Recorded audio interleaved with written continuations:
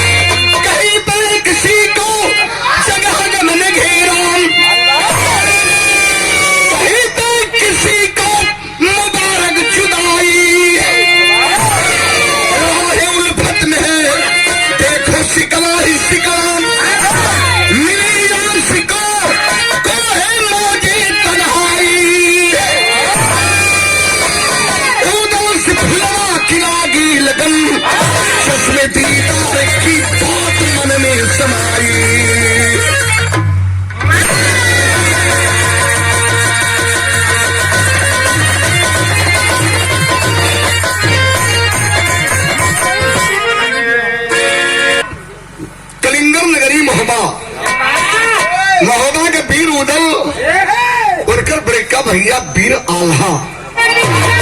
जमाने में तूती बाजत हल वीरता का, और जब जवानी के दहलीज पर भी वीर उदल कदम धैले तो उनकी वीरता का शोहरत चौदिशी होगा।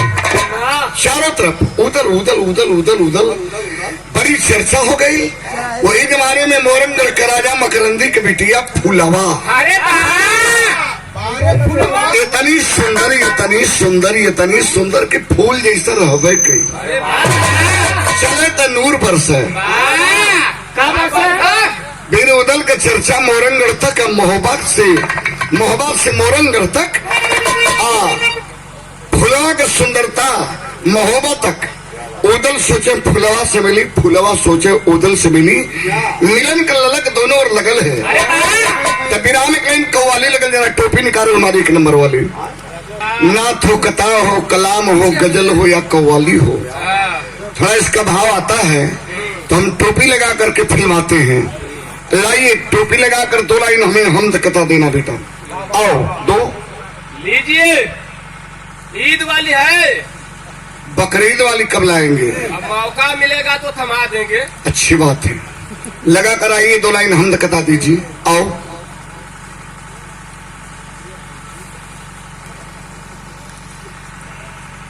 बड़े बुजुर्गों का मैं एहतराम करता हूँ, बड़े बुजुर्गों का मैं एहतराम करता हूँ। मेरा वसूल है पहले सलाम करता हूँ। देते हैं दुआएं और बढ़ाते हैं मर्तबा।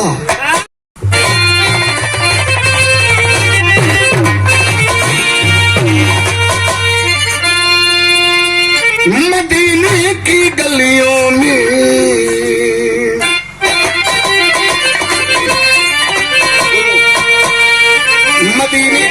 में घूमे हाजी, मोहम्मद सही के कदम चूम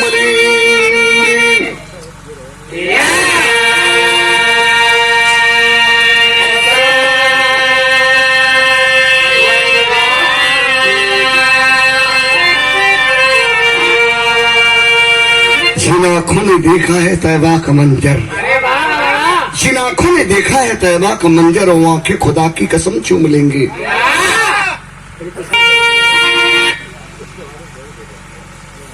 उनकी जान बनकर जाएगा एक अच्छा इंसान बनकर जाएगा। जब जाऊंगा मैं प्यारे मोहम्मद के गाने, खजूरों की छाने, जन्नत को देख लूंगा, जन्नत को देख लूंगा हजरत के पाँव में।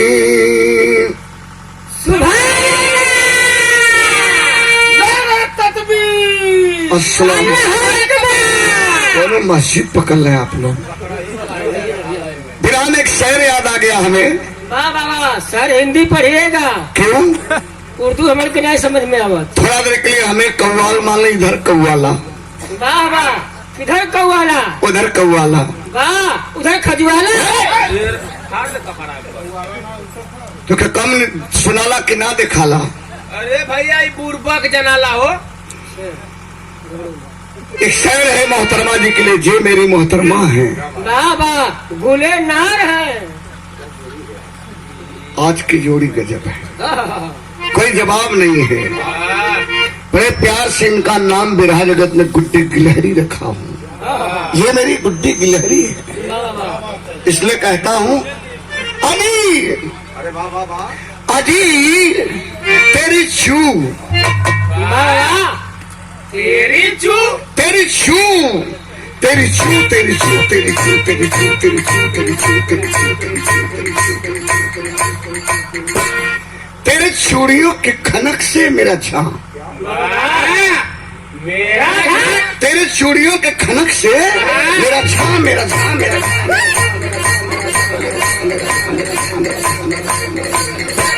मेरा झांझर सा दिल टूट गया। तेरी चूड़ियों के खनक से मेरा झांझर सा दिल टूट गया। तेरी बू, अरे तेरी बू, तेरी बू, तेरी बू, तेरी बू, तेरी बू, तेरी बू, तेरी बू, तेरी बू, तेरी बू, तेरी बुलबुल जैसी बोली पे मेरा लन, मेरा तेरी बुलबुल जैसी बोली पे मेरा लन, मेरा लन, मेरा लन,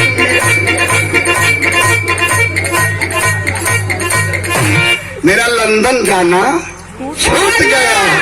तेरी चूड़ियों के खनक से मेरा झांझर सा दिल टूट गया। तेरी बुलबुल जैसी बोली पे मेरा लंदन जाना छूट गया। आप लोग अन्यथा नहीं लेंगे, बड़े प्यार से मानता हूँ, बहुत दिल से मानता हूँ, दिल की गहराइयों से। आइए, कौन सी कौली बाबू, आओ, क्या बात है?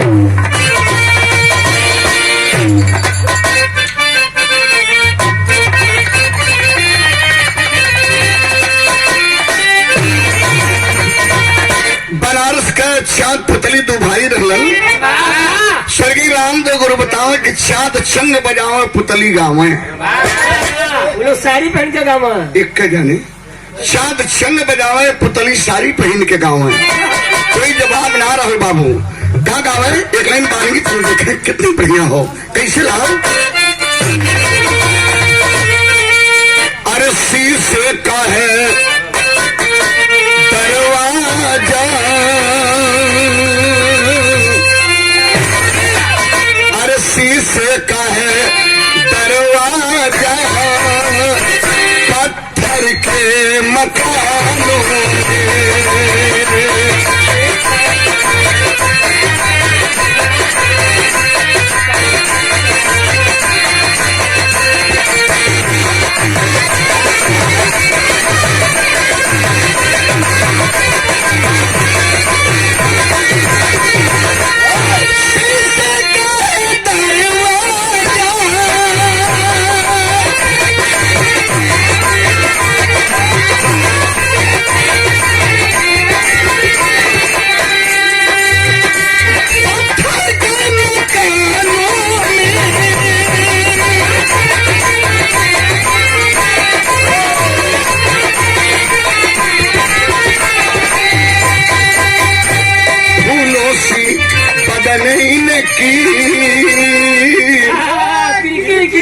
इनकी गुड्डी गिलहरी की। अरे सी बदनैन की काटे हैं जुबानों में, फूलों सी बदनैन की काटे हैं।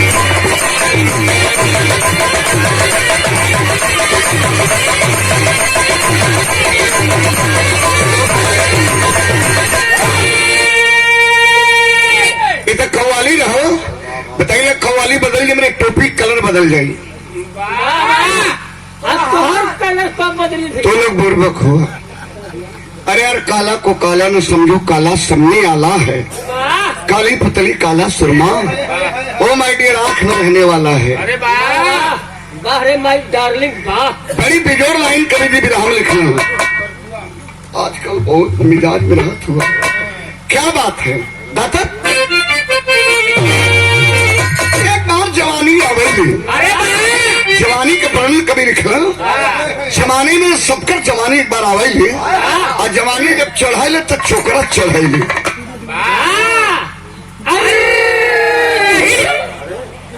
जवानी और रही कह के चढ़ाइले। अरे भैया खालूस नहीं देखत भैया। हाँ ये कहा बड़ी बेजोड़ लाइन कभी लिखना। जवानी का परिभाषा है का मास्टर, अरे रग रग में नशा होता, शादा भैया एक गायिका रहा बिहार के, हाँ, खाना अब बड़ा ऐठा नाम न बताई, अच्छा कानन धीरे से बता दे तोरे बड़ा ऐठा हमके देख। जवानी नस नस पर चढ़ेले हम जानी ला, तोरे अंदर दूठे कीड़ी लगली माघो माघो, कुछ दिन में पटा दिए तो के यह पता ना कि तोर गौना किससे भयल हो। कहली कि तोर गौना किससे भले ये तो के पता ना हो, बता दे तो के कहना कैसे मास्टर। अरे रग रग में नशा होता,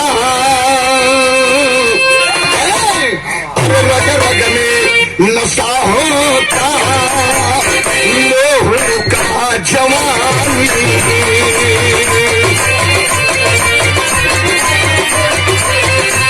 लोहू का जवानी।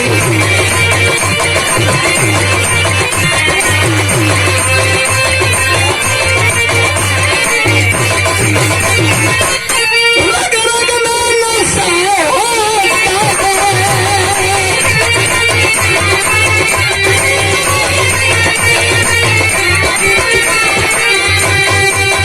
लोहू का जवानी।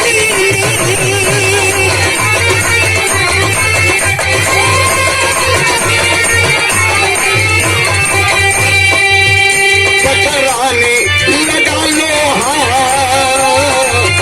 टकराने लगा लोहा, लोहा से रवानी।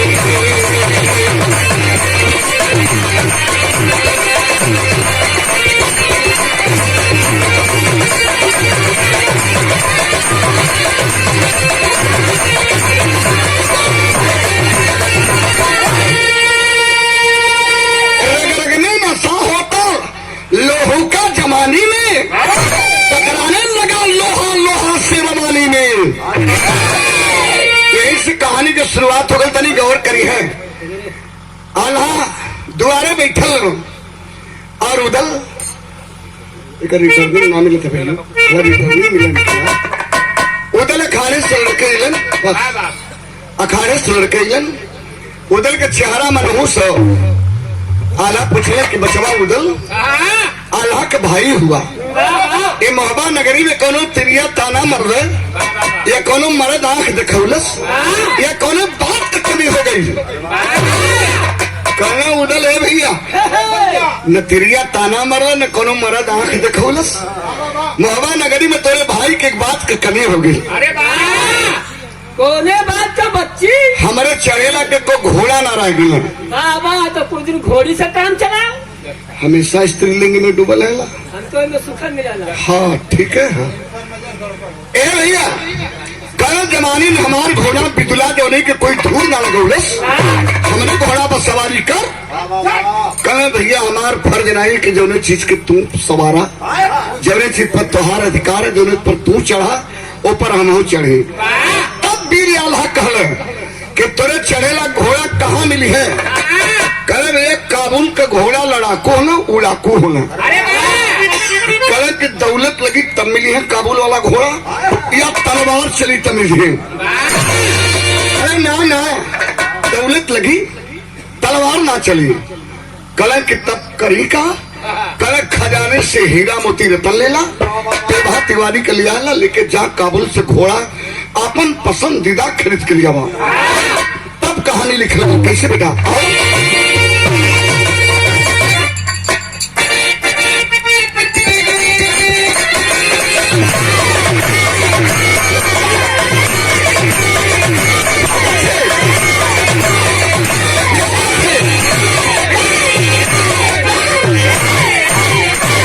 अरे जिया राजा, हाँ कहना किस मातर? अरे मतलब में आता है बहाने से, जब गुलजार करता प्यार के तराने से, अब का कहता बलूदल को काबुल जाना था, समझे फुलवा का दीदार का बहाना था, फूल से फुलवा भी धार किया जाता था, उम्र के दौर का अंदाज लिया जाता था। रहेंगे भौजवान की नगरिया में, रहेंगे भौजवान की नगरिया में, बाद में चले गए रात के दरिया में।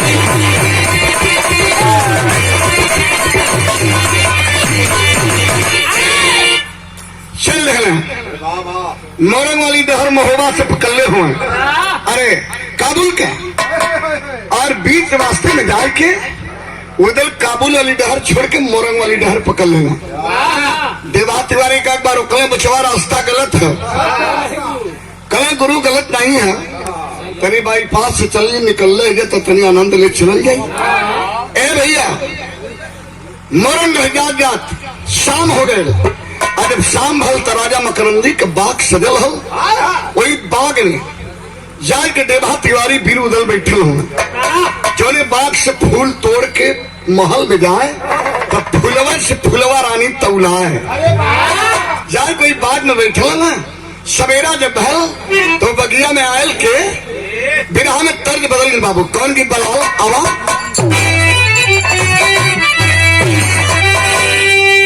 अरे पिया मिला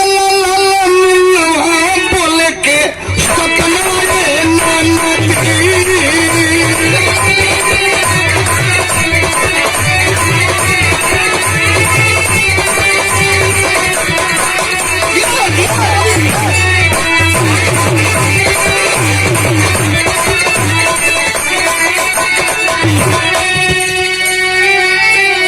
सवेरे में बहल आए बाबू बाग में, सवेरे आयल के तरी हई देखे, अरे बगिया में, वही बगिया में आयल बा मलिनिया तोड़े के सुमना रे पियानी।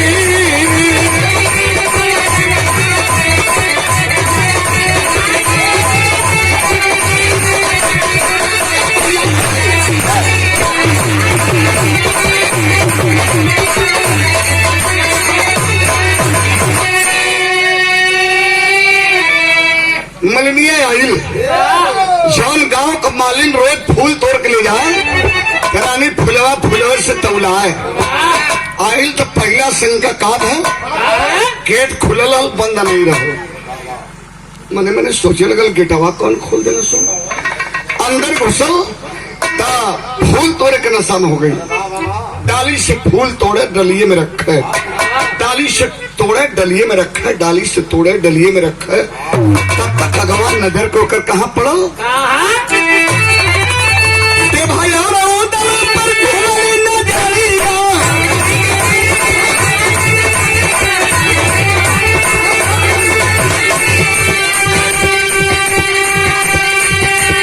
दरिया से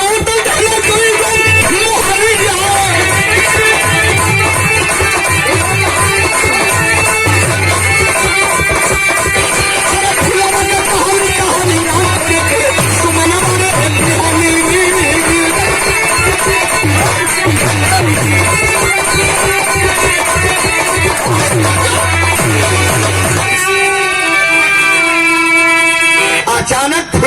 रानी के नजर पड़ गई डेभा तिवारी वीर उदल पर मलिनिया का। अब मलिनिया जब देखला तो चिहुक गई, अरे मोरी बहिनी रे बहिनी, कौन हुआ रे, ये मन कैसे? तो उनके पता ना हो ये फुलवा रानी के बाग हो। फुलवा रानी के बगैर इजाजत के मन भौरा तक ना बैठते। तो हम कैसे हिला रे, कौन हुआ, कहाँ कर रवैया रे? चिरकुट न कहा, कैसे हिला सो? अरे बाप रे बाप, देवा तिवारी धीरे उदल धीरे से देवा तिवारी से कल गुरु ये कौन है, बड़ा छनगत है। बाबा यह मलिनिया भौजी है। कल बचवा यह मलिनिया है, इससे तुम्हार काम बनियो के मनाए लो कर मुहुआ बंद कर दा। झटके मुदल करे का करी, पटक के फिफिया के चढ़नी का। कल मर्दवा बुर बकाही वाली बात बतियावे ना। अरे जौन घोड़वा खरीदे पे दे हीरा मोती मोहर ले हुआ, दो चार टिफिया का मुंह बंद हो जाई। खड़ा हो गई ना वीर उदल बाग में झोली में हाथ डालना मलिनिया और सरके लगला। मालूम है कैसे सरके? मोर भौजी, मोर भौजी, मोर भौजी। बोला अरे तो गला कौन नाते भौजी रे, कैसन भौजी? बस निकाल के फेंकबे तो कहना लहराए के मोरंग मोरंग, अरे मोहबा वाली मोती।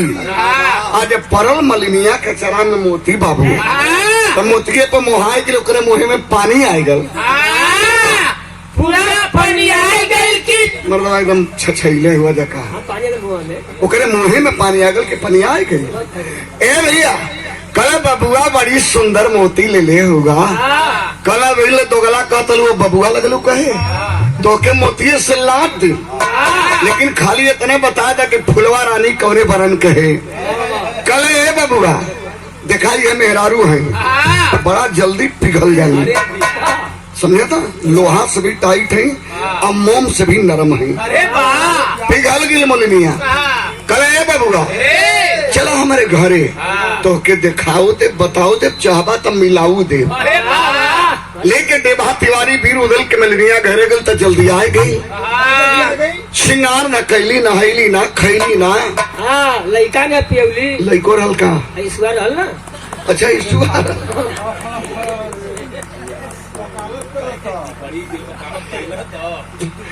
अरे वाह, अरे वाह, रिक्त स्थान का अपनी पूर्ति करते हैं। क्या करेंगे बाबूजी लोग? वीर उदल का सुन जल्दियों मत, भौजिए लगबू है डलियावा हमके था, हम माला बना देते ही इतने देर में तू श्रृंगार कला नहायला रच रच के लगने। वीर उदल माला बनाए, बिरहा एक पर्दा लग गई बेटा, लगा दे। अब तक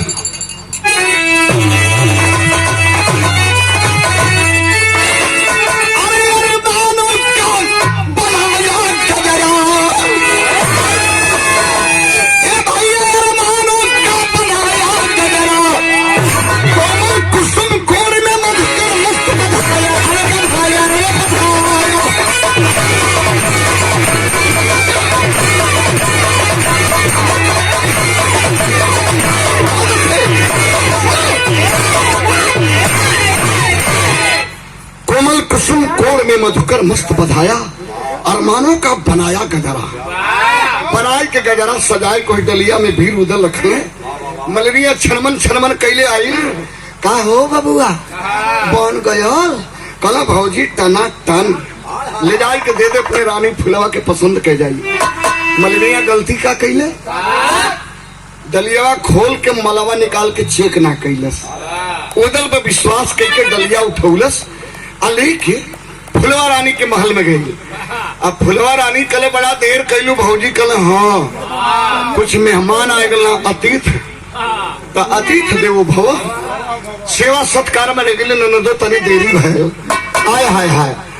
तब तक डलिया खोल के वही महल के अंदर फुलवा रानी जब माला निकलस, अरे भैया जब मलवा डलिया में से निकलस तई मलवा निकलते फुलवा ही छतिया से लगाए के लगल मसले, लगल मसले। घंटा काहे मसला एक सवाल करे। का सवाल करे बाबू? आवा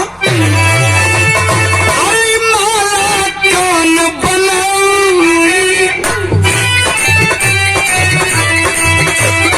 माला कौन बनाई, बता दी हमारी भौजी।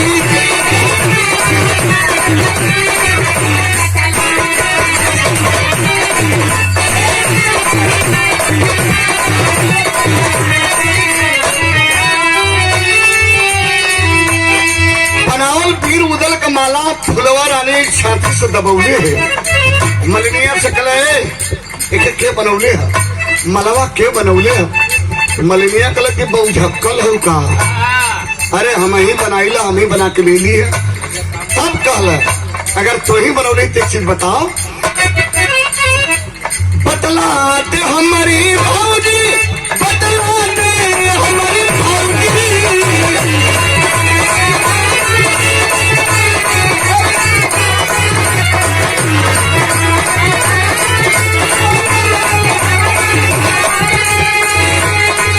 ये मोती कहाँ से पाई, बतलाते हमारी भौजी।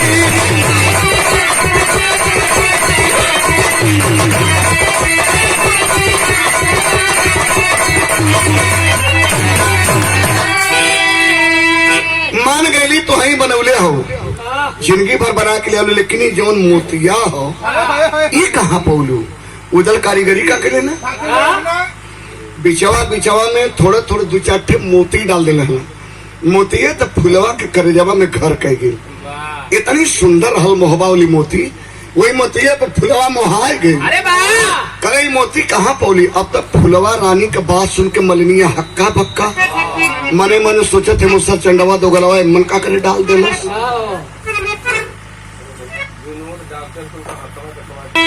मलिनिया लगल झूठ बोले, क्या झूठ बोले थे? हम बताइए बढ़िया बढ़िया जल्दी जल्दी में झूठ बोला धर्मेंद्र भैया, तो बढ़िया झूठो ना बोला ला। अरे वाह, झूठा कितना बढ़िया होला। झूठ से इतना बढ़िया होला कि तोहार फांसी कर जाई, समझे तो दल फ्राई कुल भुराई जाई। तब मालिन है बदनामी, मेरी लहरी बही है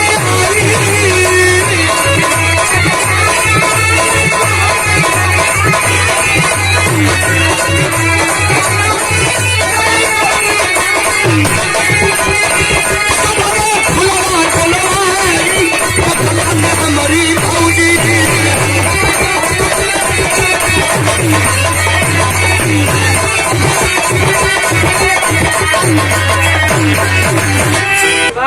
ये हाइड्रोसील वाला पोता समझे थे। अरे यार हम उस पोता की बात नहीं करें भाई साहब, कभी कभी गौर करेंगे बाबूजी लोग। करे नंदो बताई ना, बताई ना, वो हमार छोटकी बहनी आई ले लगा था खनगिनिया वो है डाल दिले है मोतिया। करे फुलवा रानी कले हाय हाय रे, जब तुर बहनिया इतनी सुंदर मोती माला में डाला थे तो कितनी सुंदर हुई, तनी जैती हो के बोला ली हम देख ले। फुलवा रानी के बात सुन के मलिनिया कले अब नहीं बनौले बा मुसर चंडवा हो के अपन बहनिया कैसे बनाई? गांव का कोनो दूसर पकड़ के ले तो पहचान जाई। अब करी तो करी का? गौर करेंगे बाबूजी लोग। फुलवा रानी डाटा थे जो जो जो जो जल्दी होके लेके आओ, तने होके देखो अब पूछो कितनी सुंदर मोती कहाँ पौली है। मलिनिया गई घरे और दुआरी पर खड़ा होके मालूम है उदल का करता ना, एक हाथ केवाड़ी के पल्ला पर दे के एक हाथ मोछ इठत हुआ।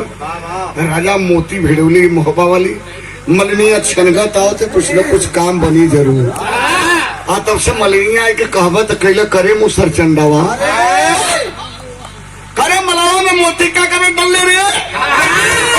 उदल का बड़ा करियर बोला थी भौजी हमार मोती तोरे रानी के ना भावल का? कला अरे मुसर चंडाऊ भावल ते इतना कि तो के बोला ले ले। कला कैसे? कला के आप पूछला के बनौले? तम कली मार छोटकी बहन बनौले। अब तो क्या अपन छोटकी बहन कैसे बनाए? भौजी उदल कला की भौजी बस बस अरे जौने रोगिया भावे वो है वही बतावे रे। एक साड़ी पहनाओ, एक साया पहनाओ, एक ब्लाउज पहनाओ, मेहरारू भैले ही हम निचल बनाओ ठीक के मेहरारू। मलिनिया कले साया पहना दे, साड़ी पहना दे 1.5 गज के छाती में, ये ब्लाउज के नंबर का लगी वो बेलबेट वाली बड़ा बउरा। हाँ हुआ का वो जमाने में बेलबेट चलत रहो, और जमाने उसे रह सका घर का बताओ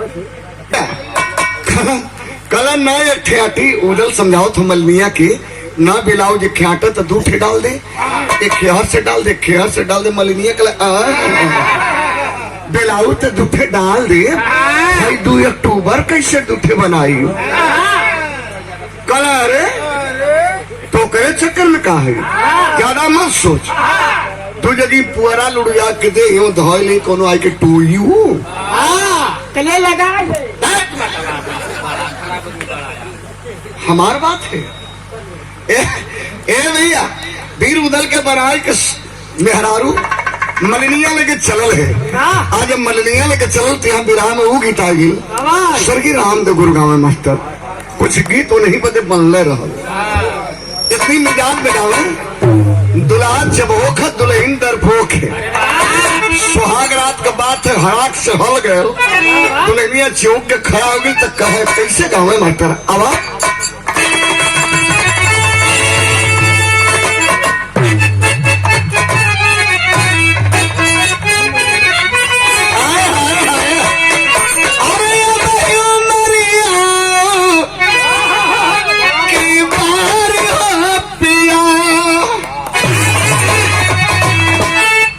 जब बारी हो पिया तो पता चला सला नूर साक्षात सरस्वती जुहुबा पड़े बम्बई के कामगार स्टेडियम बिरहा हमसे होत रहा हमार लड़िकपन हल उनकर ओल्हानी रहा जब कहे कि बारी हो पिया आय हाय हाय रे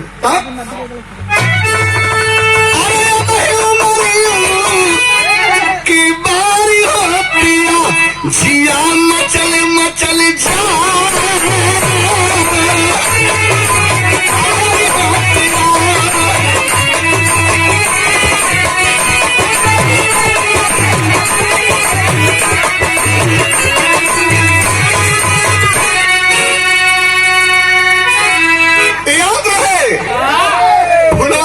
महल में लेके वीर उदल का चलल है पीछे पीछे उदल आगे आगे मलनिया तब कभी लिखलन कैसे मास्टर उदल के सुंदरी अब नारी बनाए उदल के सुंदरी नारी बनाए चली भौजी लिया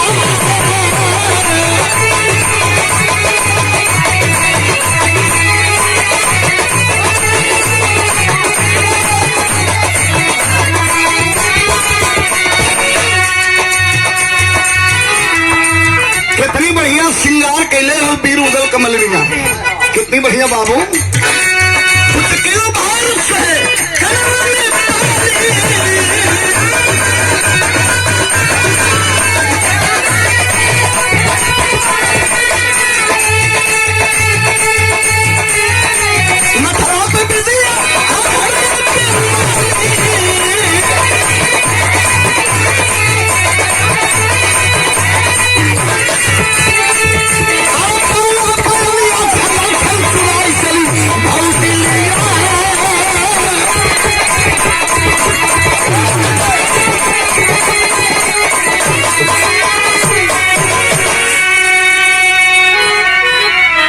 पीछे वीर उदल दुल्हन बन के चलल हूँ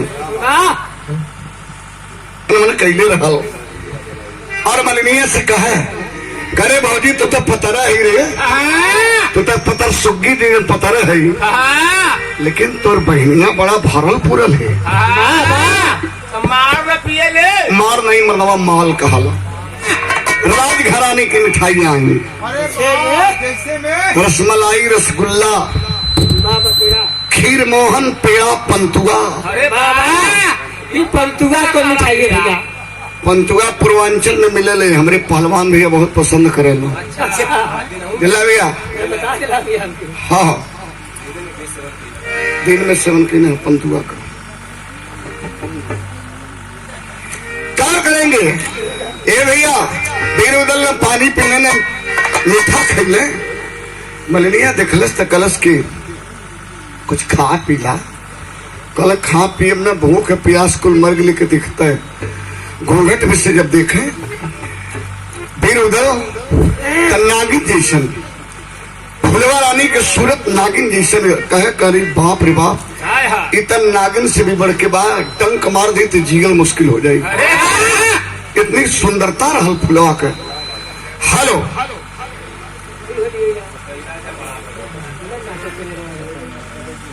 असल में मशीन तोलन का काहे ना ठीक चलते जानते हो 4 बजे लगल अरे तब धरे सम्मलनिया कल ए नंदो बहनिया कन्हैया लोहे के जाए दे तू तेकर सवेर में विदाई करे खा फुलवा रानी कला अरे दादा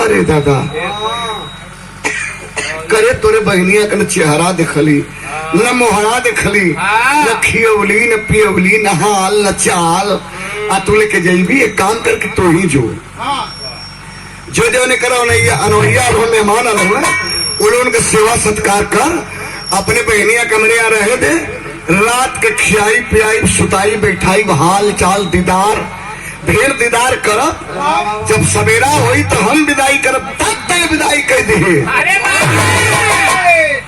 मलनिया कल अब नहीं दिनवा तो दूरे दूर बीत कर रतिया जब हुई जो चुकवासल इनकर कुल बंधन तोड़ दे जवानी खियावे पियावे चक्कर में ही इनकर एक को दुर्गत बाकी न रखे अब बीर उधर कल गाड़ी अब तो पटरिए पावल चाहते लेकिन ये मलनिया गुजरी कबाब में हड्डी भैल है अब मलनिया के लग क्यों नहीं से इशारा कर मतलब तो निकल जो फुलवा रानी चाट के मलनिया के भेज दिलस शाम जब है 7 बजल तो धैले कलाई करे आ चला रनिवास में धाई के कलाई लेके रनिवास में गई तब बात लिखल गल कैसे मास्टर आवत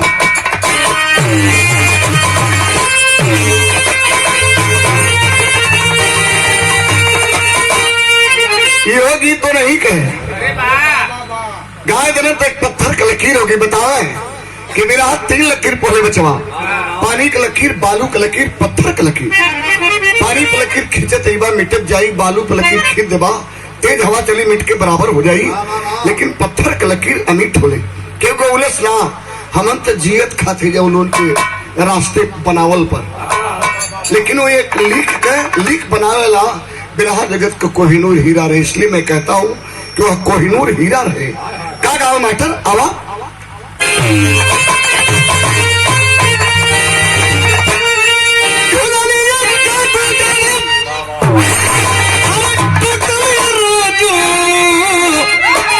जवनिया में गड़िया छूट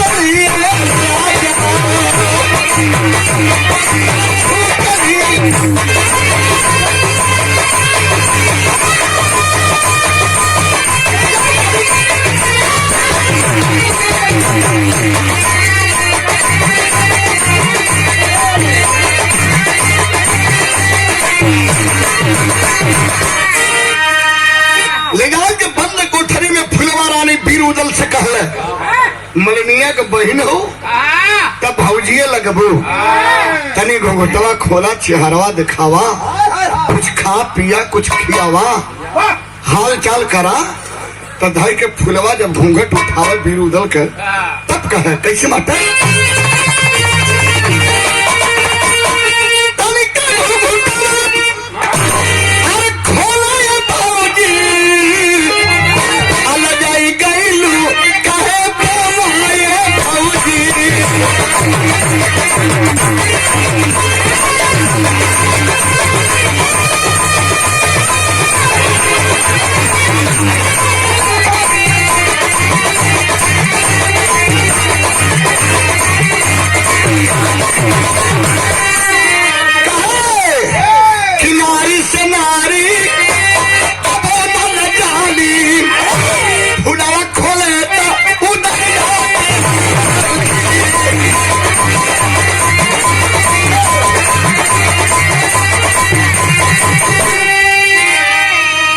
जितने फुलवा खोले उतने उजल ढापे तबाह के पकड़े के चेहरा देख ली तो काम बिगड़ जाये बिन साझे कुल जगते हुआ तनी और रात जाए तो खेला शुरू हो ये सोचत हो कि 10-11 बजे तो खेला शुरू हो अगर साझे अब चेहरवा देख जाये तो चिहुक जाये कमोय बिगड़ जाये देर रात के 11 जब बजल उदल नीचे बैठल ना ये खोलत रहल लेकिन जब न खोल पावे कल नारी तो हुआ नारी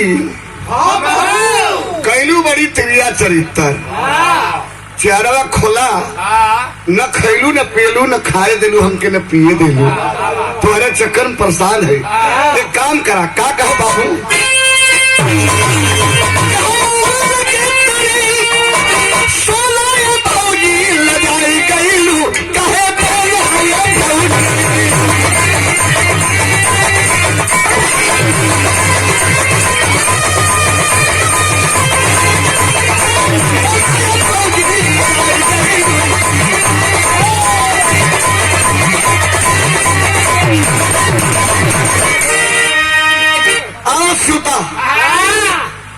पिया अब बड़ा चरौरी खेली अब सुता मखमली बेड रहल आ वही बेड पर जाए के उदल के तो सुतही के भय मखमली बेड डल्लप वाला रहल उदल जो वही बैठल गच से धस गिले नीचे बेड में दोनों गोड़ ऊपर हो गए दात बतावा बड़ी कल्पना है उदल एक करवटे फुलवा वो करवटे पिछाड़ी दोनों सटल था पिछाड़ी दोनों सटत रहल बंद कोठरियो जवाने मेहरारू जवाने मर्द हो अरे भैया तय भैया ये मोटर जर जी की बची भैया अपना जर के भ्रष्ट हो जाई हो इनकर तो कई बार जरगल जाके सैयद राजा के बगलिया में वायरिंग भई ए भैया गौर करिए हैं आप फुलवा के रही न जाए सवाल के लिए फुलवा का सवाल के लिए बाबू आवाज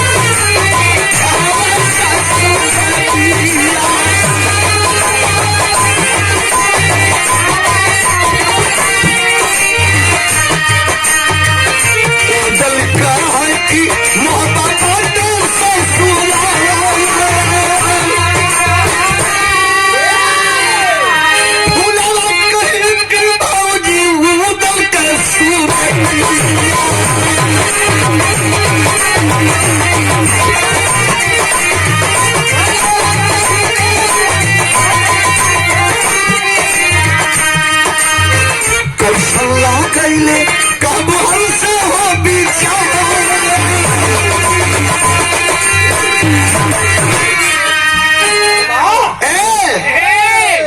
कहा ससुराल हो तो अरे उधर के सूरत दो कहलो ना कहा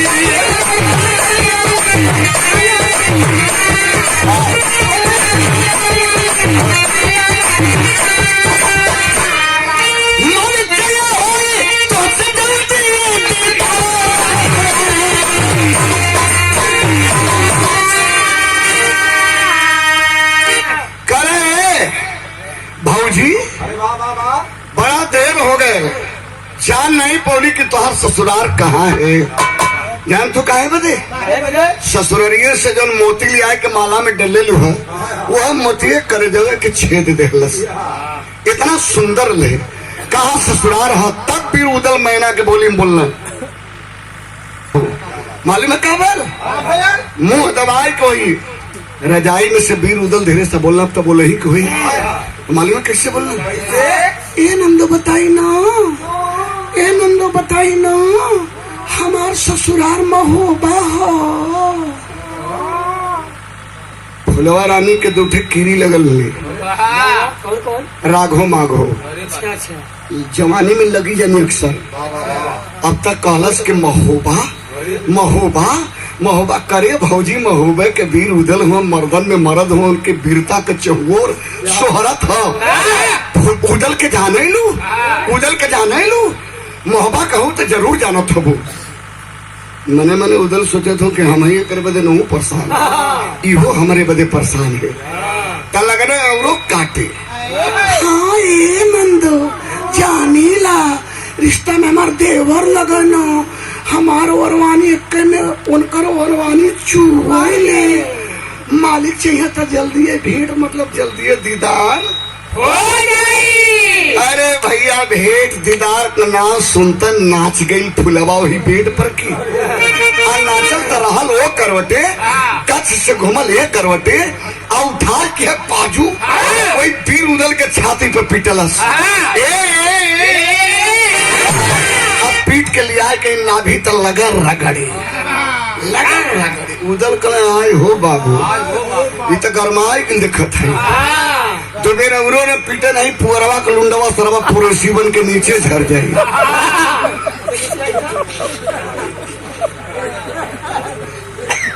रहल पुअरे ना जगनी रेडीमेड आइटम पुअरा रहल सोचा तो दुबे रौरो ने पीटल इस तरह पुरेसी बन के कुल नीचे झर जाई रगड़े थे न भैया पर नीचवा ना अथवा जाने ट्रांसफार्मरवा का खम्भवा धैले काटा कोई बरहन काटा 180 के ऊपर नाचत रहो गनगन गनगन मरद रहो ये भैया अब उदलों से बर्दाश्त नहीं भा बड़ा बर्दाश्त करे बड़ी रगड़दस बर्दाश्त नहीं बल पंचो बस सिक्का फिर घुमला गच से सवारी भर देना अरे वाह अब भरना सवारी तब से गोजी ने सड़क के फूलवा गच से चल गई बेड के नीचे अब बेड के नीचे गई तो वैसे हाफ है जैसे दिने में जर्सी गाय हाफेली खामे बांधा जर्सी के लगनी हाफे लगल हाफे वही में कल आए हो बाबू आए हो दौड़ा भैया दौड़ा मारी बाबू भैया बाबूजी बड़का को बड़की माई हो उसमें बड़की माई बड़का बाबू लौकत हुआ लगल गनगन गनगन कापे कहे कि कहत ही मेहरारू नो मेहरा एकर कुल पत्थर ने रहल तब जल्दी है कमान हो गया रे तो कि बोटी बोटी ने कटवली तो सर्रानी फुलवा में फर्क हो जाएगी तो के पता ना है हमारे भाई मनखी का सर कराओ हमारे बहन के ऊपर हाथ हुआ मरद डाली चवन तेगा से गर्दन काट के मड़वा में कलसा धरी हुए मरद बहन का मांग भरी जब कई बार कल कौन हुए तो के बोटी बोटी कटवाई तो उधर उधर का बेकार लसिया अब आई आम चाहे जाई लबेदा वही बंद कोठरी में फेंक के आड़ी साड़ी बीर उदल आई न सामने आई के कला अरे छोकरी पहचान कर ले गर्म होगा कि यह बीर उदल हुआ ऐठल रमान जैसे केदली का खम्हा पातर कमर चाकर छाती चढ़ल गर्दन गुल्लर कपार अब मुछिया कैसे रहा पहलवान तोरे जैसे मर्दन के गर्दन पर धदा तो हरियर खीरा का सलाद बन जाए थारदार रहा फुलवा गनगन गनगन कापत है भादों के भीजल गाय ने कापे कहे का कहे बाबू आवा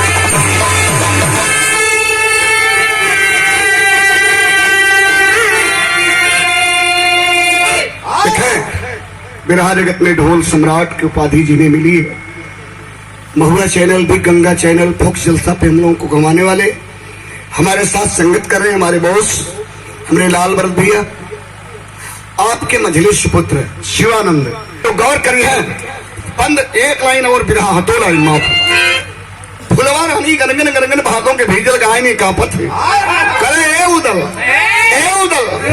हमें माफ कदा मितऊ माफ कदा हमारे मन का मीत हुआ नहीं मने तो के मन का मीत बनाए ले माफ कदा उदल के तो बात लग गई है कि तो गलाऊ बोटी बोटी कटवाई हाई करब हाउ करब बड़ा भोंकत ले कर कतई माफी नहीं है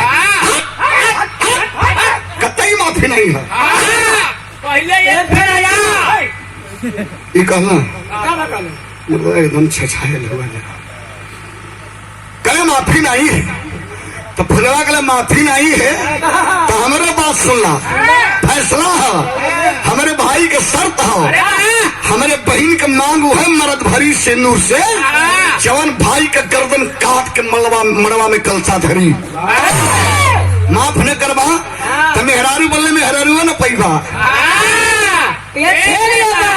कालेबा मेहरानू के गाड़ी है याद रहे बाबू जी लोग उदल कल की बात है कल तोरे मोहबा के तेगा में पानी हो तोरे चवारी में कर रवानी हो राजा बारात लेके आवा भाई का गर्दन काटा मड़वा में कलसा सजावा हमारे मांग भरा लेके चला कल ये बात है हमके काली बर्दाश्त कर गए, लेकिन मोहबा के तेगा के चाटा मर भी तई बर्दाश्त नहीं है। कल सवेरे बारात लेके चढ़ब देखब तेरे भाई के फौज, तेरे भाई के ताकत गई ना तीर उदल मोहबा ने देवा तिवारी के लेके दुआरे आल्हा रहना। कल का बच्ची उदल, कल का भैया, कल घोड़वा मिलल, कल भैया घोड़वा तो नहीं मिले लेके घोड़ी मिल गई। और के आईब लेके ता अंदर रही अकेले चढ़ो पारखी मरद आल्हा समझ गए। कले कोनो मेहरारू टिपले हुए कहा बुझ गया भैया ना घे के छिनरा हुआ तो गल्ला ना का भौजी से मिले के दे सोनवा भौजी से हम कह सकले तो गल्ला पसाहा भौजी से याद रहो बाबूजी लोग कले कवन है। तब आल्हा बतौले कि मोरंगढ़ के राजा मकरंदी राजा के बिटिया फूलवा। आल्हा लगला मां ठोके रे बाप लड़ाई तो बड़ी दिक्कत है। अगलिए में आल्हा के मौसी के लड़का मलखान खड़ा ल कल कहो भैया आल्हा जिंदगी भर लोहा दूसरे बदे लड़ला, आज भाई के पसंद आ गई चल गला माथा ठोके सजे महोबी वीर बजल मारुआ बाजा। तब का भाई मास्टर आवा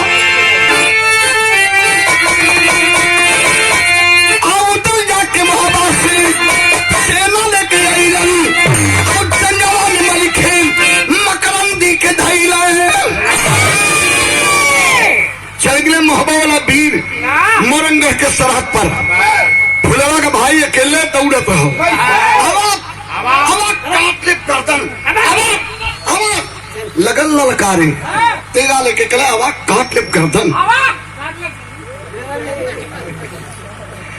हम कह जानी फुलवा का भाई यहाँ बैठा मोहबा वाला वीर लगने पीछे आते मेहरारूली है उदल गर्दन कटाई हमन का। तब तक आल्हा आ पीछे रहना मलखान बगल में रहना उदल कल ए भैया मलखान कल का हो कल सरवा जूठा छटपटा था ओकर तेगवा खरी ढाल परोका हमार तलवार ओकरे गर्दन पर हुई। आय हाय जाकर छाती लंबी काया पीर आ मलखान लगाए के ढाल खड़ा हो गई। तब से वही मड़वा वही डोला में फेंक के मौर शहरा वीर उदल निकाल के तलवार छुमाई को करे गर्दन पर खड़ा कर। यही लाइन पर दुल्हे राजा के बड़े भैया जी हैं बाबू अंगद यादव देवकली ग्राउंड के कोच साहब। सादर 100 रुपए का आशीर्वाद नेता समाजवादी पार्टी के आप हैं और सूबे के पूर्व मुखिया समाजवादी पार्टी के राष्ट्रीय अध्यक्ष माननीय अखिलेश यादव जी की नीति में विश्वास रख करके आप राजनीति करते हैं। कोच साहब के चरण में हमारा मनन प्राण समाजवादी पैटर्न गीत आपको सुनाऊंगा। निश्चित रूप से पारी आ जाने खाली लगा देना तेगा लगाऊंगा और ठोकर मारत गर्दन पर तेगा धैले हुआ अन्य हो ठोकर मारत लेकिन अंगना में चल मारत ठोकर लेकिन अंगना में आने जाए कि निहरोले तेगा लगोले उदल फुलवा के देखा तो अरे छोकरी ये तोर भाई है कहा तब मैं खींची और गर्दन कट के मड़वा में कलसा बन जाई आ तोर मांग भर दे दुल डेभा तिवारी दौड़त है छोड़ दे बचवा उदल 21 साल हो राती का लावा पक्षी गाना गुल पहुंचाई दीने में मर्दा खाली खाए के फेर में रहेला का भल तनी गौर करिए कैसे बेटा आओ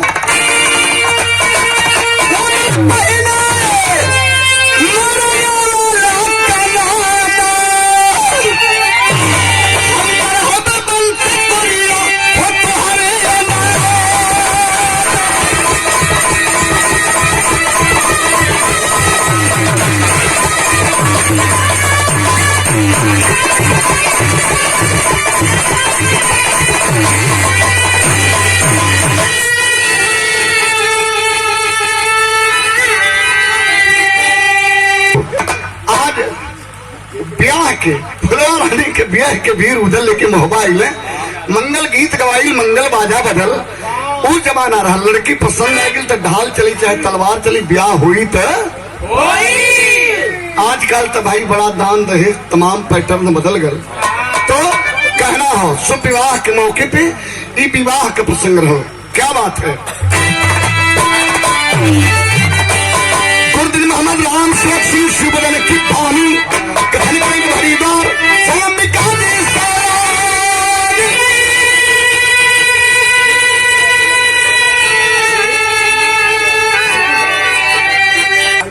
Thank